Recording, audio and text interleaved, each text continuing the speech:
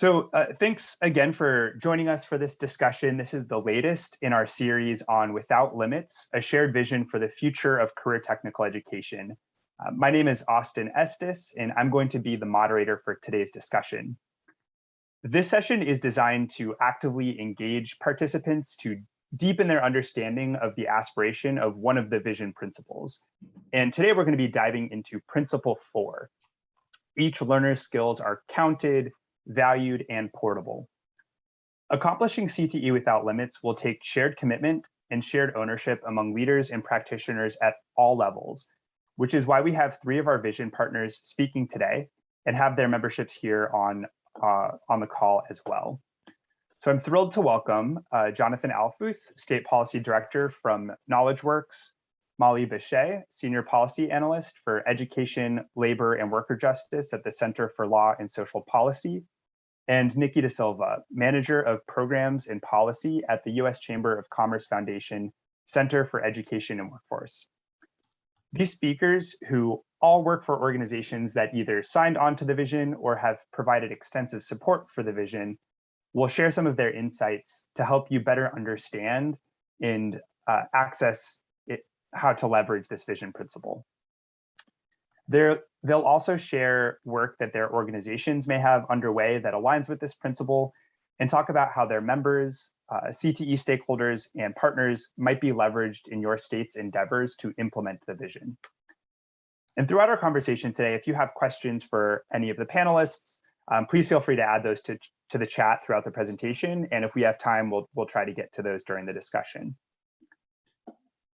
But before we get started, want to get a quick sense of who's in the room. So I'm going to ask Sarah to activate a poll real quick. And if you could just indicate what field or sector you represent and your current level of knowledge and readiness to act on Principle 4 of the vision. And is that poll up? I'm not seeing it on my end. That is, okay.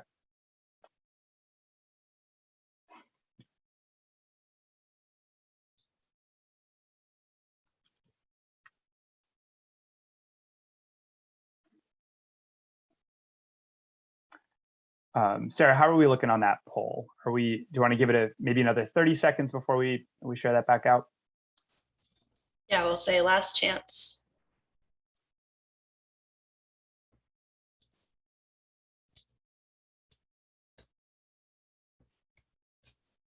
Also exciting to see all of the chat in the chat box. A lot of representation today from a lot of different states. So excited to have you all on board with us this afternoon. All right, let's go ahead and share those poll results back out if we can.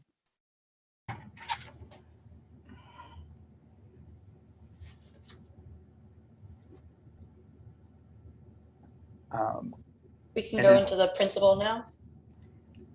Is there, so I can't see the poll results. Does somebody want to quickly summarize? Sarah, are you able to see them?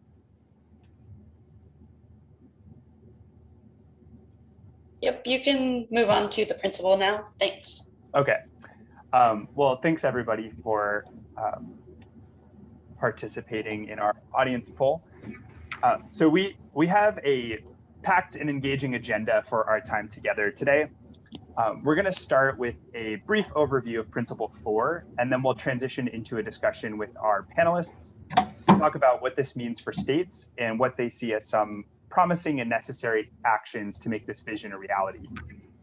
I'm hoping too that our discussion with our national partners will help spark some ideas for you and leave you with some strategies and some thoughts about how you can apply this principle in your own work. After our discussion, we're going to spend the second half of our hour today in breakout rooms with some of your peers to process and react to what you hear in the full group and to share some ideas and some strategies that are working in each of your states. And those breakout rooms are going to be facilitated by an advanced CTE staff member. I'd encourage you all to stick around for those breakout discussions because we often see that that's where a lot of the real aha moments happen in those conversations with peers and partners from other states.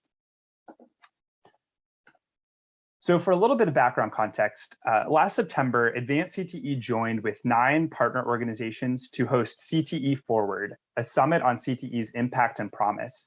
And we brought together nearly 200 national, state, and local leaders representing K through 12, post-secondary education, workforce development, business and industry, and philanthropy.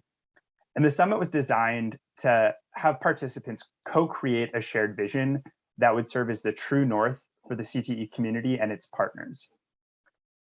Then over the past several months, Advanced CTE worked with partner organizations and our members to synthesize some of what we heard during that summit and to put together this shared vision without limits for the future of CTE, which was released earlier this year in March.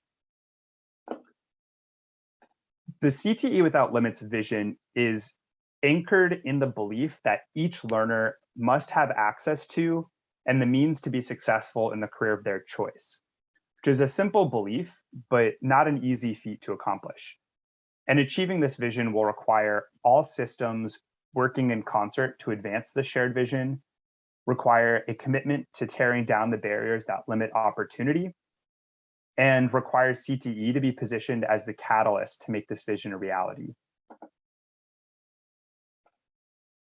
Since the release of the vision in March, we have had over 40 national organizations join with us to sign on in support of this vision.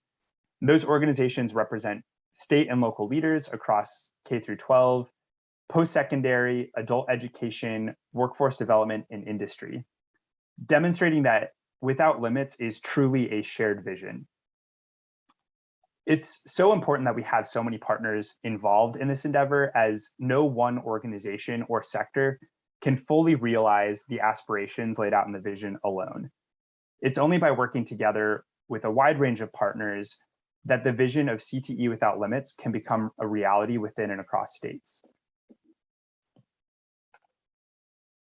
To have CTE Without Limits means removing the limitations of our current policies and practices. This new vision and its principles taken together call on the CTE field to remove the limitations of siloed systems and funding and accountability models that incent the wrong outcomes, remove the limitations of racist and discriminatory systems, policies and practices that perpetuate inequities, remove the limitations so that each learner can navigate their career progression seamlessly, remove the limitations of seat time and degrees to value all learning and all skills no matter where they occur, and remove the geographic limitations through cross-state collaboration and open access. Over the past couple of months, we've had lunch and learn calls that have explored the first 3 principles in this vision. Each learner engages in a cohesive, flexible, and responsive career preparation ecosystem.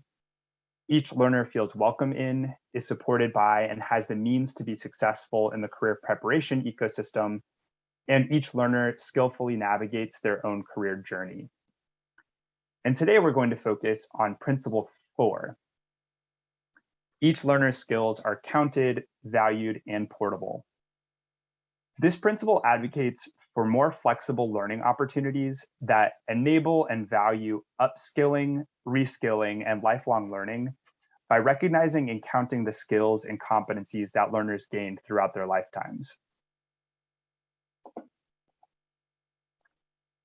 And to accomplish the Principle 4 and the Without Limits vision, we must capture and value all learning that occurs wherever and whenever it happens through the expansion of competency-based education models. We know that learners gain skills in a variety of spaces, whether that's in the classroom, through work-based learning experiences, through military service, and on the job. And our policies, programs, and institutions must recognize that reality and ensure that no learning is undervalued or lost along the path to a post-secondary credential of value. We also must build and leverage trusted systems to translate competencies and credentials into portable credit, including through college and high school programs, through statewide articulation agreements, and by expanding credit for prior learning.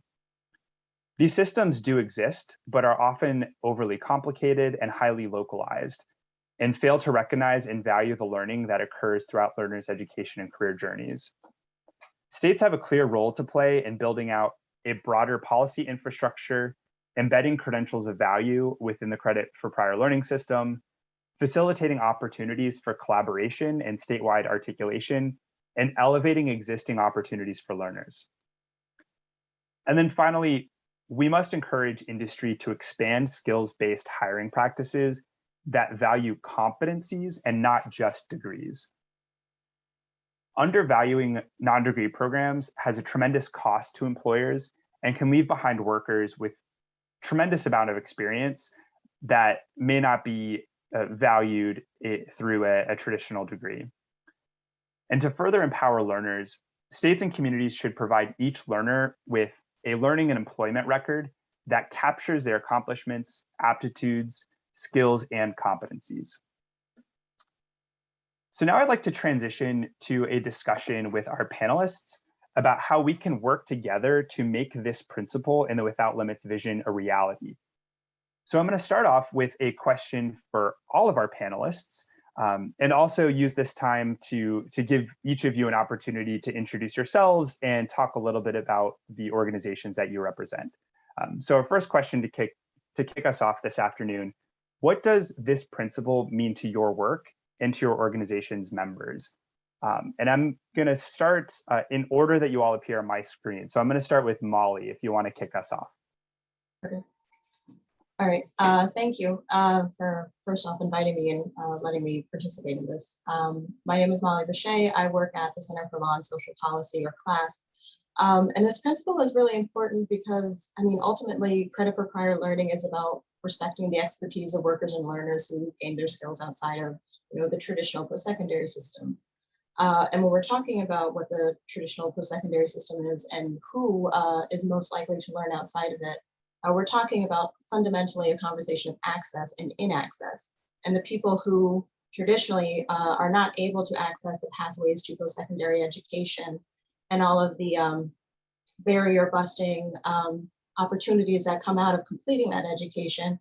We're talking about Black people, we're talking about Indigenous people, we're talking about people of color, we're talking about immigrants, we're talking about student parents, we're talking about anyone who would be classified under a non-traditional student sort of moniker, people who are working students, any number of people. So fundamentally, for CLASP and for credit for prior learning, it's we believe at CLASP it's fundamentally about just respecting and validating the real life experience that people come with, whether they're getting that on the job or through military service or some other vehicle.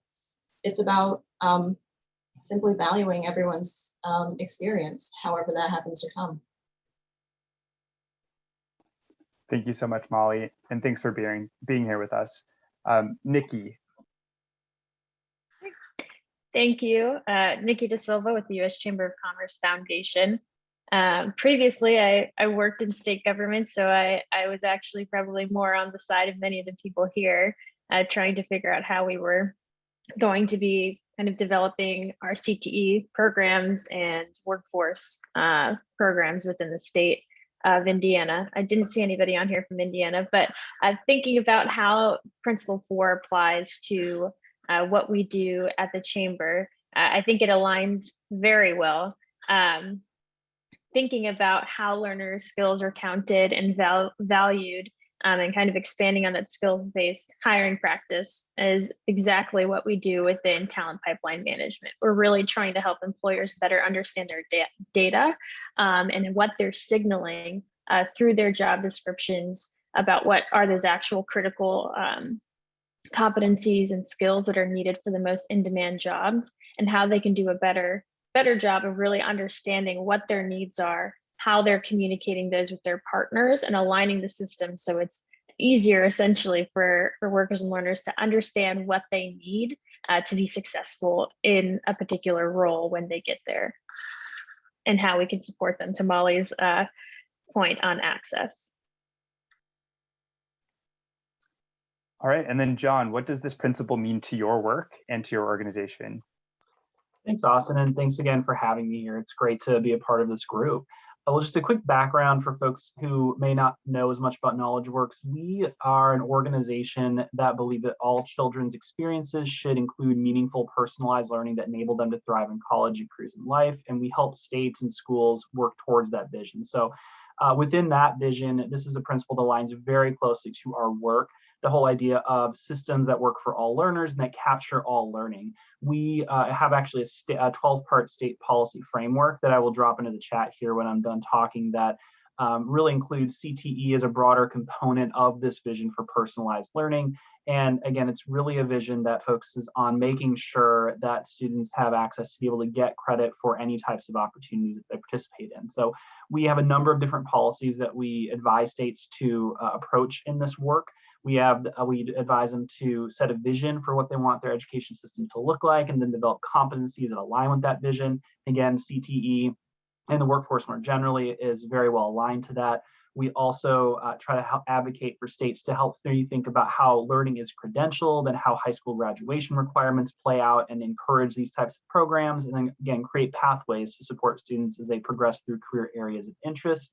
And then we've also been doing a lot of work recently in performance measurement systems like assessments, data governance, and accountability systems to really make sure that those are not impediments for allowing states to get creative and schools get creative with how they credential learning. So I could talk a lot more about each of those, and I'm sure we'll have opportunities to do so later, but I'll pause there and let us move on to the next question. And clearly we have a lot of knowledge and a lot of resources represented on our panel today across all of your organizations. So I would highly encourage our members who are on the call to visit the websites of each of these organizations, look at some of those tools and resources to support the work that you're doing in your states. So Molly, I'd like to throw the next question to you. So as you mentioned, credit for prior learning has tremendous potential to expand access to higher education for students who have been historically marginalized and underrepresented in higher education. What do you see as some of the major challenges to fully leveraging credit for prior learning? And what are some ways that states and post-secondary institutions can get around some of those barriers? Yeah, so like I mentioned, in a lot of ways, we're fighting decades, if not centuries, of inaccess, and credit for prior learning is really an essential step for post-secondary institutions and training providers to begin to redress these generational inequities and, in many ways, the inaccessibility of higher education. Yet, as we all know, working in this space, there's still several barriers to fully scaling this pathway for everyone to be able to benefit from it. I mean, as it stands right now, institutions vary widely based on norms and policies and administrative policies and how they value prior learning-based credit. Even when prior learning credit is recognized as academic credit, sometimes the actual benefit resulting from that credit is somewhat limited. Students may not receive full credit, they may receive elective credit, and that may not ultimately forward them along their program and certificate and ultimately completion, which can result in a time issue, a funding issue, any number of issues that can derail their post-secondary trajectory.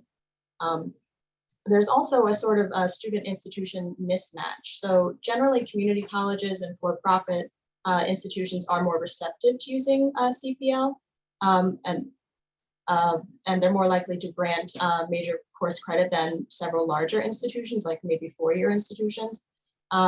So while they are more receptive to non-traditional students and maybe more accessible to non-traditional students, there's still such a wide variety of what is accepted. And that actually leads me into my next note. I think you actually mentioned it at the top of the conversation, Austin. The landscape of CPL and prior learning credit is really just plagued by information challenges. Just the lack of clear and consistent information on CPL really does a disservice to students who are seeking to use it as an accelerated path to a post-secondary credential. Frankly, the process is not always transparent. It's not always straightforward. And like I mentioned, it changes institution to institution, state to state, even regionally. So students who, like we mentioned, non-traditional students who have more other, I guess, just commitments outside of school. They have dependents, they have children, they have work, any number of things. Scaling through a couple of administrative barriers can seriously derail their ability to complete. And for many, it can actually act as such a strong barrier that they're not even necessarily willing to entertain the idea of seeking CPL credit and continuing with that process. And there are numerous different ways that states and institutions can start to adjust for this, but really the most important thing and the first thing that I would suggest to any institution experiencing difficulties attracting students or scaling their CPL offerings would simply be to talk to the students, talk to students who you know experience barriers, but also reach out to people who you know might be a population who would benefit from this and understand why maybe they aren't coming to your institution. A lot of that is qualitative and can be wishy-washy, but ultimately it rests in those relationships and developing those conversations with industry partners and other local institutions who are ultimately looking to do the same things you are. Thank you so much, Molly. And I think you highlighted a couple clear actions that state and local leaders can take to provide better information and kind of demystify what that process is. And you know, I love that you mentioned the importance of like elevating the learner voice and talking to students about the barriers that they're experiencing. John, I want to pivot a little bit to talking about opportunities for high school level students to start to get some early exposure and early access to post-secondary credit. We see more and more students graduating with from high school with college credits in the bank through dual and concurrent enrollment, AP, IB classes, industry certifications, and other kind of pathways to early post-secondary credit. What can states do to ensure that these credits can articulate seamlessly towards a post-secondary degree at the student's preferred institution? And you know, whether that's an institution within their state, out of state, like what can they do to kind of break down some of those barriers and ensure that all of those credits are counted? It's a great question. And to answer it, I want to draw on a resource that was created by a group that both Advanced CTE and KnowledgeWorks are steering team members of, the College and High School Alliance. So just a quick brief overview, for those who may not be aware, the Alliance was created several years ago and is a coalition of national and state organizations that work to positively impact and build support for programs that provide students in high school with the opportunity to earn authentic post-secondary credits and degree or towards credentials. So one thing I do want to note in response to your question is that we do focus mostly on dual and concurrent enrollment, but I think a lot of these principles also would apply to AP, IB, and industry certifications as well. So the biggest thing I think that I would really highlight is that the Alliance a couple of years ago released a state policy roadmap that provides a 6-part state policy framework. And one of those pieces is program integrity and transfer. So it is a huge part. College credit is not worth very much if you can't actually take it from high school and take it to your college of your choice. So something that we definitely think about a lot through our work. A few different things, actions that states can take. We really advise that states take actions like establishing rules that enable credit transfer and requiring clarity of policies around credit transfer. A great example of this from the roadmap is California, which operates a public website called Assist that generates reports that show how credits will transfer from one college to another, and that also includes dual enrollment credits. States can also act to ensure that credits count at college level by ensuring that secondary credits are equivalent with traditional college courses by establishing things like quality standards for college and high school programs.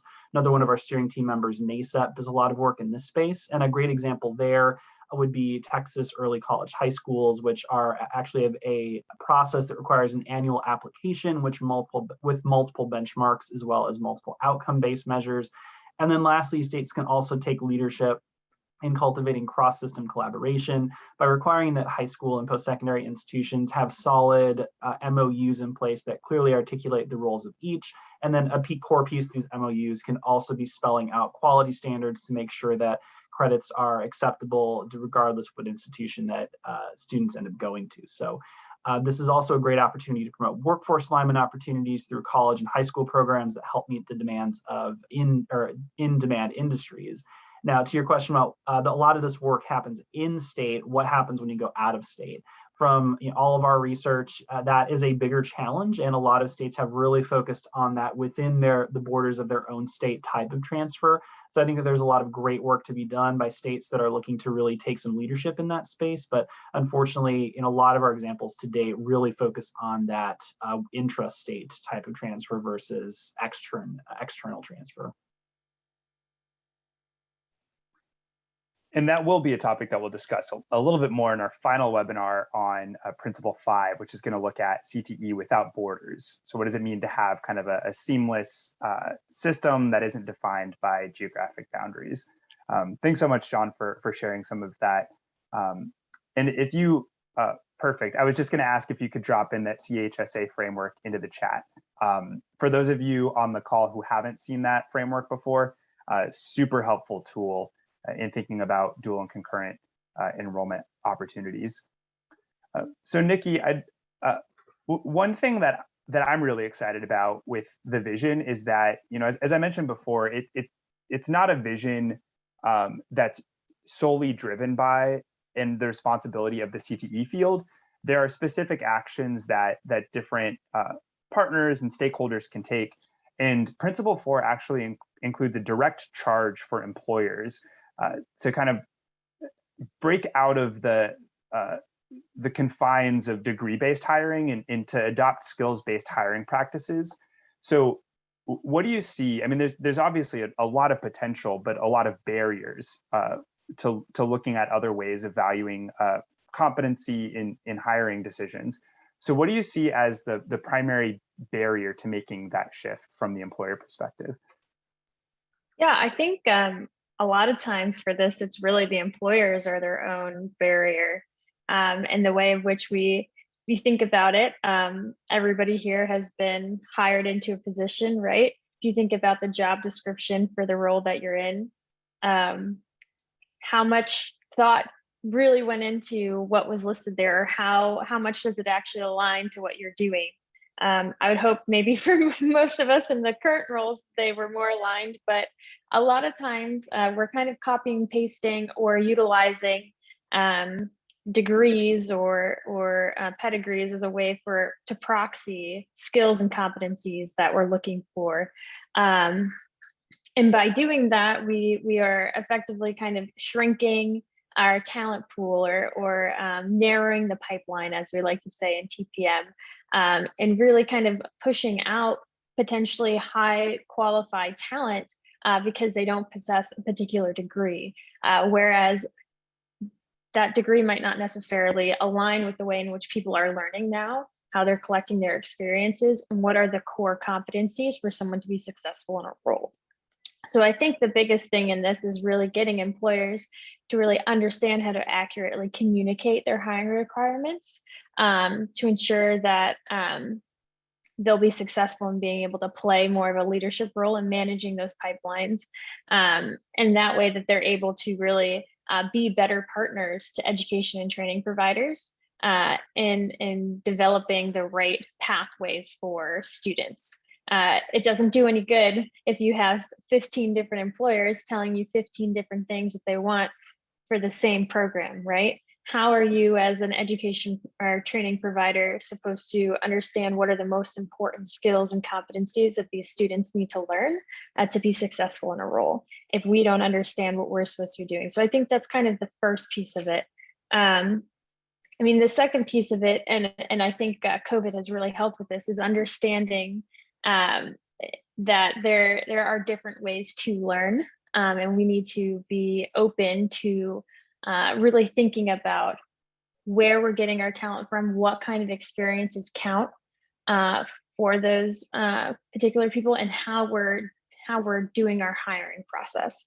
In many ways, the skills kind of assessment, skills and competencies assessment is happening more towards the end of somebody's hiring journey versus at the beginning. And so that's another way in which we're creating a barrier for ourselves. So it's really, for employers, I do think that the biggest challenge is understanding these things for ourselves and how we can rethink or realign the way in which we are presenting this information and how we're bringing people into the pipeline and who we are bringing in and who we are leaving out, so that we can ensure that we are able to kind of meet people where they're at and provide them with the value or the give them credit where it's due for the learning that they've had. So I think that's a great segue to our next question, because I'd really like to talk about how states and and institutions and folks who are implementing programs and policies related to Principle 4, how can they center equity in their approach to these different policies and programs, whether that's kind of in the early design stage or as they're implementing and communicating about these programs. How can they ensure that equity is front and center and they're making a targeted effort to engage folks who have historically been underserved? And I'm actually going to just open it up. If anybody wants to kind of kick us off in response to that question, feel free to kind of jump in.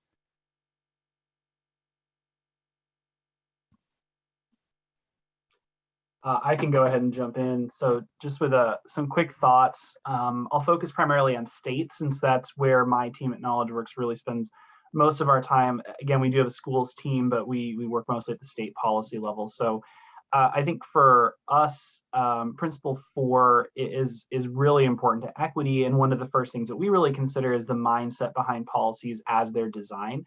We do a lot of systems transformation work at KnowledgeWorks, and we really think that there's a lot of good value, for example, in even thinking about what constitutes academic success. For so long, it's been math and reading scores, and what's to say that the CTE accomplishments or work-based learning accomplishments are any less of a valid measure of academic success than our traditional academics. I also think that there's a practical element of it from an equity standpoint. When students, especially from often underserved backgrounds, are going to be facing roadblocks to engagement with careers or post-secondary institutions, and when we give them access to these types of opportunities, it's a door-opening opportunity, so then they have opportunities to expand into these fields. We also really approach it from the standpoint of making sure that all students and not just some of them have access to these programs. One example I can just give briefly is with the college and high school programs, since we have done a lot of work there with the College and High School Alliance. Access and equity is really one of the big driving principles of that work. Smaller piece that KnowledgeWorks has really been working on of that is that for too long, college and high school programs have really been the domain of students who have been further ahead or deemed academically gifted. But we believe that this should be for all students, and especially students that come from backgrounds that have students with disabilities. So these students have very, very low, and I would actually characterize it as abysmally low participation rates in college and high school coursework, in large part because there are so many barriers that they face to accessing this. So we're actually in the process, and unfortunately I can't share it now, but in finalizing a resource that is going to be a supplement to the 6-part framework for the College and High School Alliance that I shared earlier, that is going to be released in a not too distant future, that specifically focuses on policies that states can put into place to support students with disabilities as they access these particular courses. So I think given the connection between dual enrollment and CTE, that's a natural equity piece as well. So I think that would be a great example from our particular work about how states can think about implementing equity as they approach these types of policies.